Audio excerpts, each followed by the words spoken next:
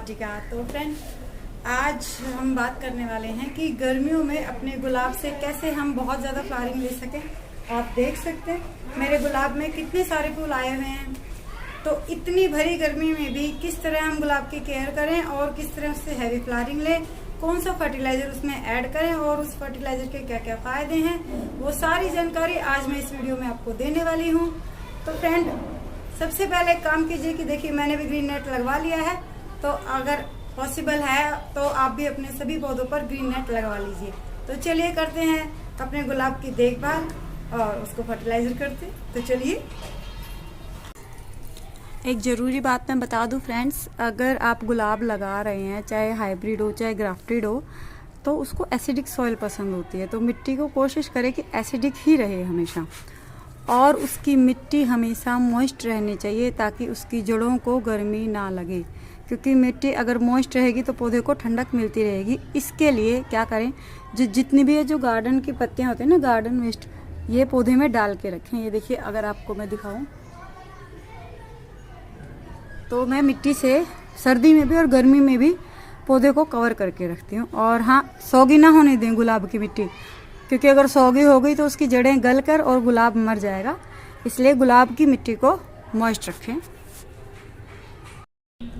देखिए फ्रेंड्स, अब इतनी गर्मी में भी मेरे गुलाबों की संख्या देख सकते हैं।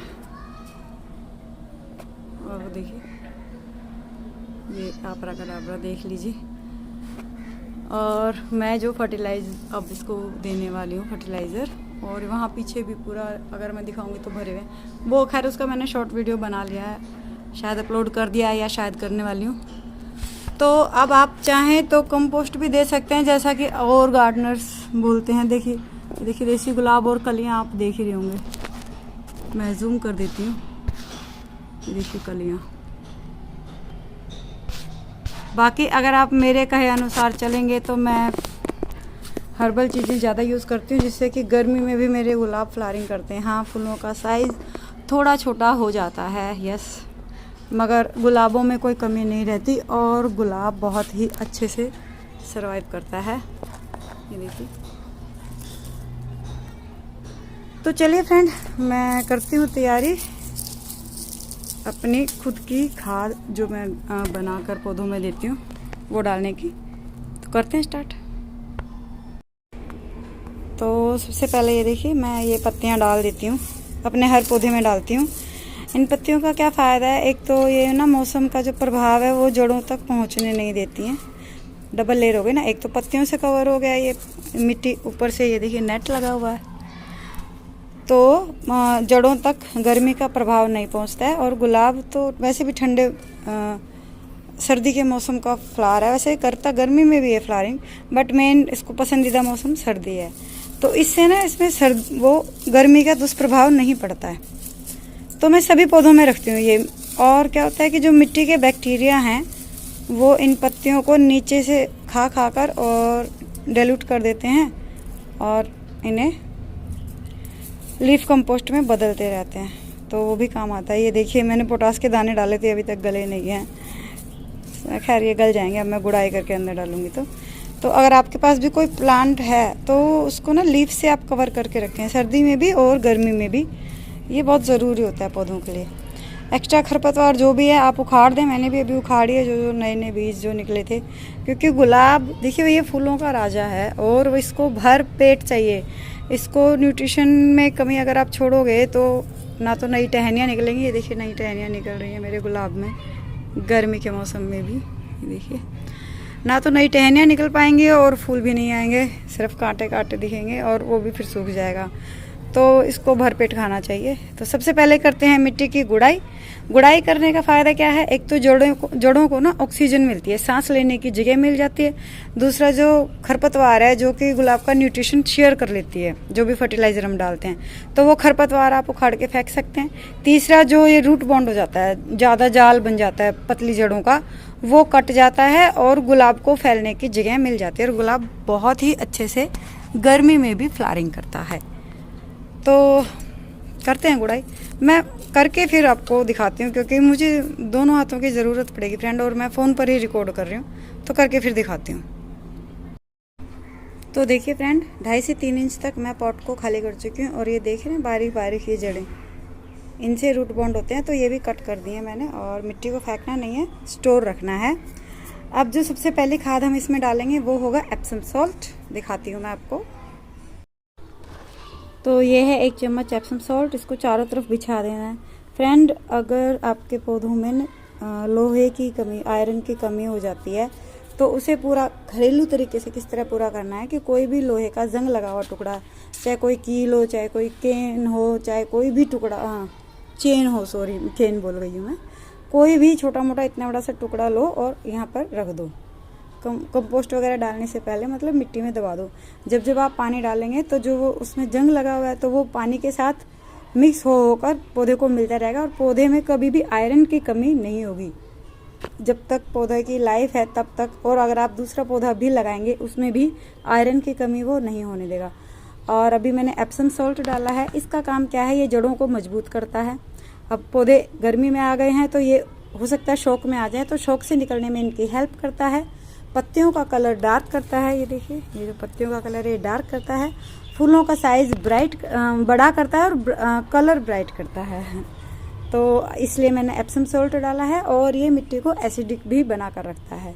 लेकिन ऐसा है कि महीने या 1.5 महीने में ही आप एक चम्मच या आधा चम्मच, अपने गमले की क्वांटिटी देख लीजिए।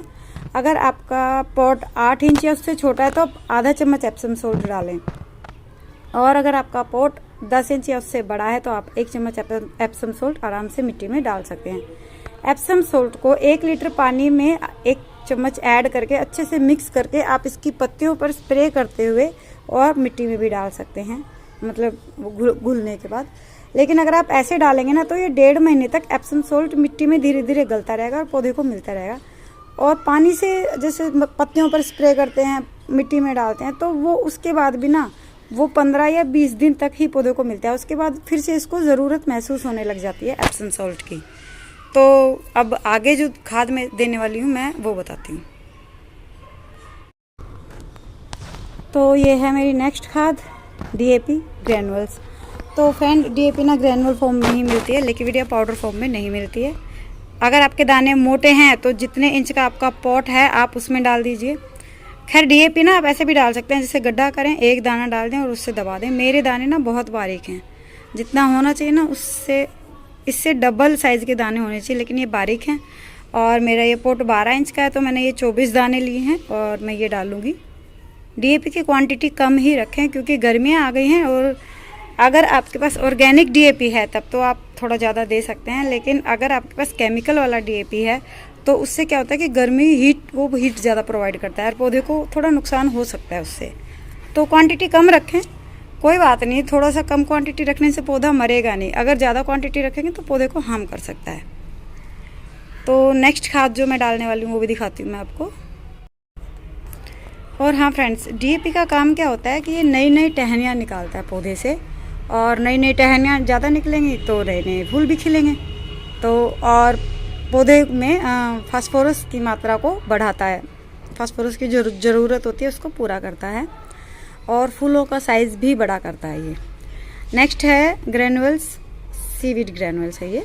सीवीड लिक्विड फॉर्म में भी आता है, सीवीड एक्सट्रैक्ट भी आता है। तो आप उसको 1 लीटर पानी में 3 ml मिक्स करके डाल सकते हैं। मैंने ग्रैनुअल लिए हैं फ्रेंड, और 12 इंच का पॉट है इसलिए मैं 1 चम्मच ले रही हूँ। आपका 8 इंच या उससे छोटा पॉट है तो आप आधा चम्मच लीजिएगा।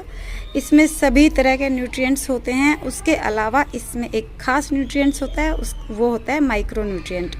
तो पौधे को बाकी सब न्यूट्रिएंट्स के साथ माइक्रो न्यूट्रिएंट की भी उतनी ही ज़रूरत होती है, क्योंकि ये हैवी फीडर है, ये गुलाब है, ऐसे ही फूलों का राजा थोड़ी ना कह सकते हैं इसको। अब हम डालेंगे इसमें घरेलू NPK। घरेलू NPK है, लेकिन NPK यानी कि नाइट्रोजन, पोटास, फास्फोरस।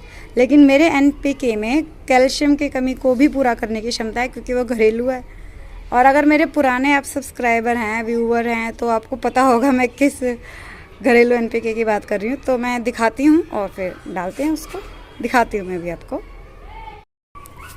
तो ये है मेरा घरेलू NPK यानी कि किचन वेस्ट। नाइट्रोजन की कमी को पूरा करती हैं ये चाय की पत्तियाँ, ये यूज्ड चाय की पत्तियाँ हैं, इन्हें 3 से 4 बार धो के मैं यूज़ करती हूँ।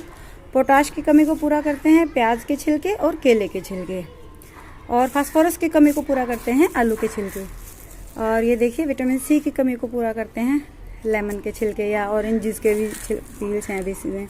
और कैल्शियम की कमी को पूरा करते हैं एग शेल्स। एग शेल्स को आप, मैं तो खैर मैश करके डालती हूँ, आप पीस के भी डाल सकते हैं। और अगर आप वेजिटेरियन हैं तो क्या करें के पौधे में कैल्शियम की कमी पूरी हो सके, उसके लिए क्या करें, या तो बोर्ड पे लिखने वाले चौक ले लें और 4 अपने पॉट के हिसाब से देख लीजिए। अगर 8 इंच या उससे छोटा पॉट है तो 2 चौक दबा दें। वैसे मैं एक बात बताऊं, गुलाब के लिए आपको 10 इंच या उससे बड़ा पॉट ही लेना चाहिए। देसी गुलाब के लिए बात कर रही हूँ मैं, ये देसी ही गुलाब है, क्योंकि ये ना बहुत बड़ा फैलता है, इसकी जड़ें भी थोड़ी सी बड़ी जाती हैं। बाकी अगर आपका हाइब्रिड रोज़ है और आपके 8 इंच के पॉट में है तो 2 चौक आप इधर उधर गड्ढा करके दबा दें, या फिर महीने में एक चौक को पीस के और गुड़ाई करके मिट्टी में दबा दें। ये वेजिटेरियंस के लिए। और अगर नॉन वेजिटेरियन है और तो अंडा ऐसे भी डाल सकते हैं, पीस कर भी डाल सकते हैं। और क्या नाम है, एक आता है बोन मिल पाउडर, वो जानवरों की हड्डियों को उबाल कर और उन्हें पीस कर मशीनों द्वारा फिर वो बनाया जाता है, वो भी रोज़ प्लांट के लिए बहुत अच्छा होता है। तो सभी आवश्यकताओं को पूरा करता है ये मेरा घरेलू एनपीके। हाँ, अगर पकाया हुआ भोजन है वो इसमें बिल्कुल ना डालें फ्रेंड, वो नुकसान करेगा पौधे को। और जो गुठलियाँ और बीज होते हैं उन्हें आप तोड़ के डाल दें तो वो भी पौधे को फ़ायदा करेंगे, क्योंकि काफ़ी दिनों में जाके वो गलेंगी, तब तक वो न्यूट्रिशन प्रोवाइड करती रहेंगी। जैसे कि ये हमारे एग शेल्स, ये बहुत दिनों में जाके गलते हैं फ्रेंड। और ऐसा नहीं है कि सिर्फ कैल्शियम की कमी को पूरा करते हैं, इनमें और भी न्यूट्रिएंट्स होते हैं जो ये पौधे को धीरे धीरे प्रोवाइड करते रहते हैं। तो चलिए यही डालते हैं। अब मुझे दोनों हाथ लगाने पड़ेंगे फ्रेंड, तो डालने के बाद मैं आपको दिखाती हूँ। तो फ्रेंड, किचन वेस्ट डालने के बाद एक बार जब आप डाल दें तो 1.5 महीने तक आपको इसमें और कुछ डालने की ज़रूरत पड़ेगी ही नहीं। 1.5 महीने तक ये धीरे धीरे डाइल्यूट होते रहेंगे। और ये जो छिलके हैं ना, मटर के छिलके, ये बहुत धीरे धीरे गलते हैं और आलू के छिलके भी बहुत धीरे धीरे गलते हैं। लेकिन खैर गर्मी में इनकी स्पीड थोड़ी बढ़ जाएगी जैसे जैसे गर्मी आएंगी। अब हम इसमें डालेंगे इसी की निकाली हुई ये सूखी पत्तियाँ। ये फ्रेंड कार्बन की कमी को पूरा करती हैं, और जो पौधे में न्यूट्रिशन होते हैं वो तो इनमें होते ही हैं, क्योंकि ये पौधे से ही जुड़ी होती हैं। तो इन पत्तियों से हम इसको कवर कर देंगे। और पत्तियों से कवर करने के बाद फिर मैं बताती हूँ, मुझे अभी दोनों हाथों की ज़रूरत पड़ेगी और वीडियो भी लंबा हो जाएगा अगर मैं यही दिखाती रहूँगी। पहले मैं कवर करती हूँ, फिर आपको मैं दिखाती हूँ। तो देखिए सूखी पत्तियों से ये पूरा कवर हो गया है। और अब इसी की निकाली हुई मिट्टी से, देखिए इसमें अभी भी एग शेल्स ये पड़े हुए हैं छोटे छोटे। तो ये जो मिट्टी इसी की निकली है, इसी से हम इसको कवर कर देंगे और शावरिंग करते हुए पानी देंगे। फ्रेंड, अभी ना ये उठा रहेगा, मिट्टी डालने के बाद भी हम इसको दबा देंगे, लेकिन फिर भी गमले से ना ऐसे उठा रहेगा, टेंशन की बात नहीं है। 4 दिन बाद आप खुद जब इसको नीचे दबाएंगे ये पूरा उसी लेवल पर तक बैठ जाएगा जहाँ तक पहले आपकी मिट्टी थी। जैसे अब इस गमले में यहाँ तक है ना, तो यहीं तक ये बैठ जाएगा, क्योंकि 4 दिन के अंदर अंदर क्या होगा कि जो ये कूड़ा दबाया है ना, इसका सारा पानी ये पौधा सोख चुका होगा और कूड़ा एक तरह से सूखा कूड़ा हो जाएगा और मिट्टी के लेवल पर चला जाएगा। और मिट्टी के बैक्टीरिया इसको डाइल्यूट कर करके धीरे धीरे पौधे को न्यूट्रिशन मिलता रहेगा। किचन वेस्ट तैयार करते रहेंगे जिससे कि पौधे को हर तरह का न्यूट्रिशन मिलता रहेगा। देखिए, गुलाब का फूल लगाने के क्या फ़ायदे हैं, इसकी केयर तो ज़्यादा करनी पड़ती है, लेकिन देसी रोज़ की मैं बात कर रही हूँ। देसी रोज़ के क्या फ़ायदे हैं, इसमें सकर्स नहीं उगता है। तो जब सकर्स नहीं होता है तो ये बस बुशी होता है, और जितनी ज़्यादा टहनियाँ निकलेंगी उतने ही गुलाब देता है। फूल इसके बहुत ही प्यारे कलर के आते हैं। आपको पता है देसी गुलाब के फूल डार्क पिंक कलर के होते हैं, रेड भी हो जाता है, मतलब रेड के आसपास ही होते हैं। और इसमें खुशबू बहुत ही प्यारी आती है। और हाँ, गर्मियों में थोड़ी सी केयर इसकी करनी पड़ती है, इसलिए ढकना पड़ता है, दिन में एक बार धोना भी पड़ता है। क्योंकि देखिए गर्मियों में ना सबको गर्मी लगती है, चाहे पेड़ पौधे हो, चाहे जानवर हो, चाहे इंसान हो। तो उसके लिए अगर आप या तो सुबह के टाइम धोए, वैसे मैं ज़्यादातर शाम के टाइम धोती हूँ, क्योंकि पूरे दिन की धूप लेने के बाद ना शाम को बहुत गर्मी रहती है। शाम को आप इन्हें धो दीजिए, रात भर भी ठंडक मिलेगी, तो इन्हें ठंडक भी मिलती रहेगी, जिससे कि पौधे मरेंगे नहीं आपके। और नीचे से जितने भी नए बरसात में ना नई नई टहनियाँ नीचे से निकल आती हैं। वैसे गुलाब की अपनी एक उम्र होती है, ये 8-9 साल से ज़्यादा जिंदा नहीं रहता है। लेकिन देसी गुलाब का ये फ़ायदा है कि जैसे ये चल रहा है 8-9 साल, अगर ये चल गया तो अच्छा है, वरना नीचे से जड़ में से और टहनियाँ निकल आती हैं, तो ये आपके गार्डन में बना ही रहता है, ये कभी भी ख़त्म नहीं होता है। और इतनी देखभाल तो आपको फ्रेंड करनी ही पड़ेगी, क्योंकि आप फूलों का राजा घर में लगाने वाले हो तो ऐसे कैसे छोड़ सकते हो। तो फ़िलहाल मैं इसको मिट्टी से कवर करती हूँ और फिर उस पर शावरिंग करते हुए पानी डालूंगी, या फिर इसके ना तने के साथ साथ पानी डालूंगी जो कि नीचे जाए और पौधे की पानी की आवश्यकता को पूरा करें। तो फ्रेंड, अगर मेरे बताए हुए टिप्स और ट्रिक्स आपको पसंद आते हैं तो मेरे वीडियो को लाइक करें, सब्सक्राइब करें मेरे चैनल को और शेयर करें अपने फ्रेंड्स के साथ। मिट्टी डालने के बाद हमें इसको अच्छे से ना यूँ दबाना भी पड़ेगा ऐसे करके, ताकि मिट्टी ना उखड़े उखड़े ना रहे, वरना ना हवा लगने से भी मिट्टी इधर उधर उड़ जाएगी। तो ओके फ्रेंड्स, मिलते हैं नेक्स्ट वीडियो में कुछ और नए टिप्स और ट्रिक्स के साथ। Till then bye bye.